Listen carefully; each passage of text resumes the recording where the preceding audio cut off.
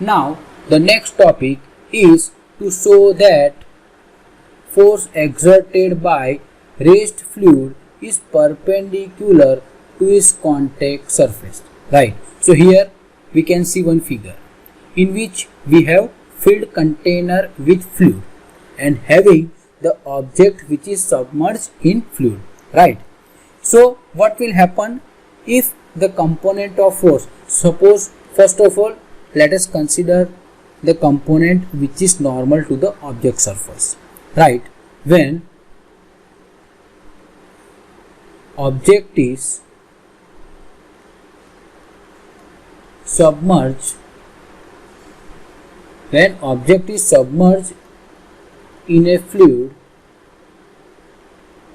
at rest, the fluid exerts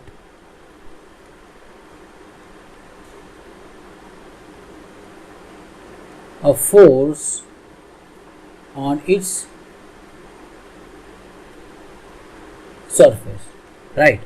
Here we can see this is our object. Right. And if it is submerged in a fluid at rest, then what will happen?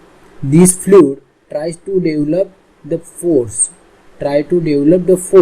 on this object along all the side. Right. And this force, here we can see from the figure, here this is object and this force is normal to the object surface. This is the surface of a object and we can see this force is normal to the surface. So this force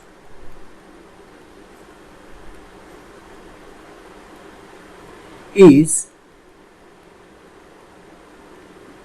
normal to the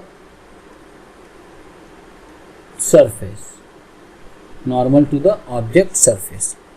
Now let us consider, here we are considering the thing when the fluid at rest, right, and when this object is submerged, then this fluid tries to develop the force on this object along all sides and which is normal to the object surface.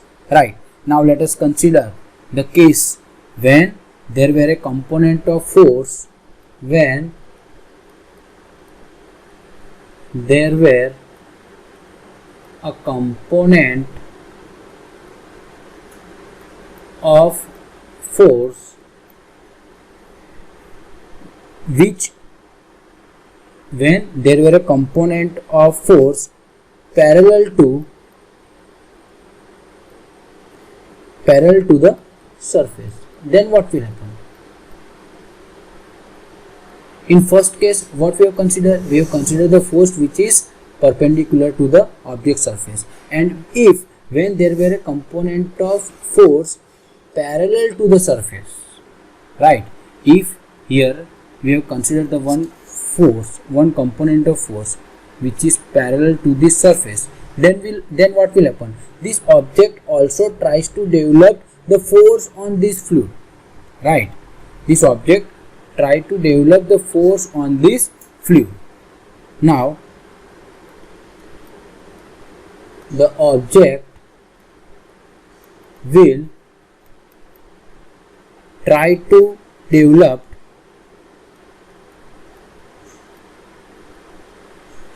force on the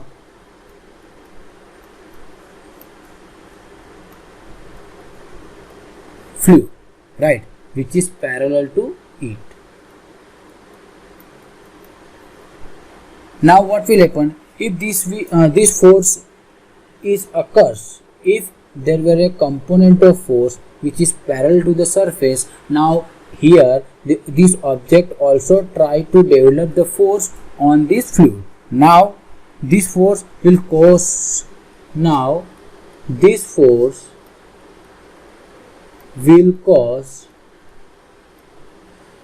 fluid to flow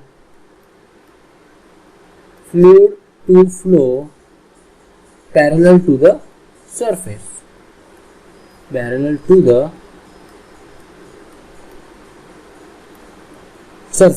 right? But here the fluid which is at rest, so but here fluid is at rest. So this is not possible component of force which is parallel to the surface. If the component of force which is parallel to the surface, then this object will try to develop the force on this fluid, right, on this fluid, and at the same time this fluid will flow on the surface, right, but here the fluid is at rest. So here the force must be normal to the surface. So the force exerted by fluid at rest has to be perpendicular, or you can say normal, perpendicular to the surface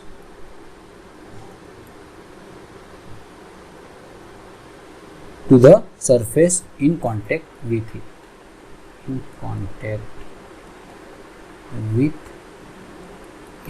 Right. So this is very simple concept. The force must be in normal to the surface, right. Now the next topic is to explain the pressure measuring device at any point in fluid in short. So here we want to explain about the pressure measuring device, and here this is the figure for pressure measuring device. This is the figure for pressure measuring device, and from figure we can see this is calibrated spring, right, and here we have piston.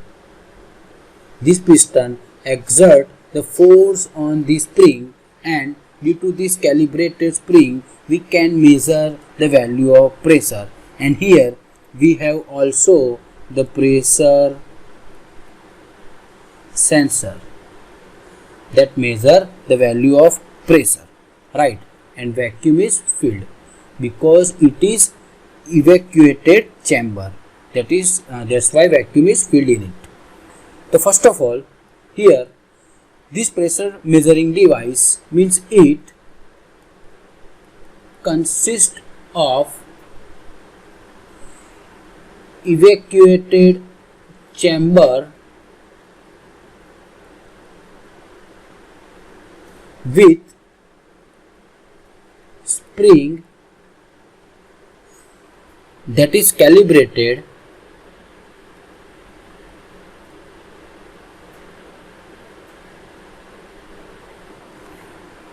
to measure force acting on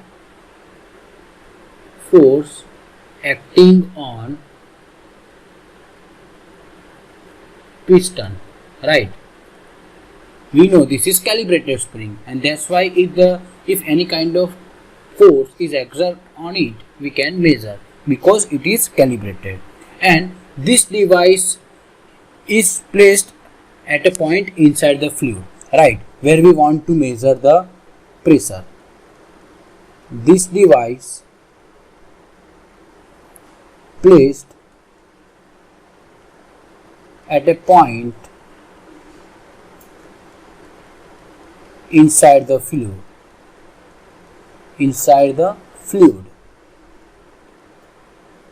right.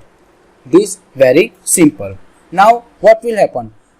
The inward force exerted by the fluid on the piston, if this inward force which is exerted by this piston on this spring, which is balanced by the outward spring force, right. If the piston try to develop the force on the spring also tries to develop the force in opposite direction, means outward force, and thereby we can easily measure.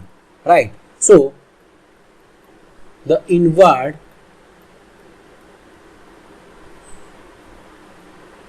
force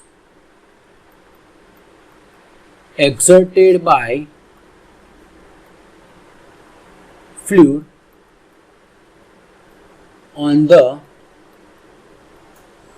piston is balanced by outward spring force. Outward spring force, right? And thereby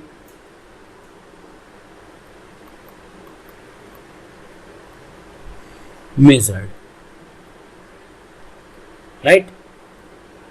This is very simple theory to understand.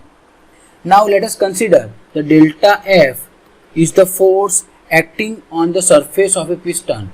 Suppose delta F is the force acting on the surface of piston and area of piston is delta A, then the pressure P of fluid is delta F by delta A. If you consider the area of piston is very small, which is delta A, then the equation of pressure will be P equal to delta F by A, and here we have considered the area of piston is very small, right? And that's why the equation of pressure will be P equal to limit delta A tends to 0 delta F by delta A. So ultimately the equation for pressure is P equal to limit delta A tends to 0 delta F by delta A in the case where the area of piston is very small, right?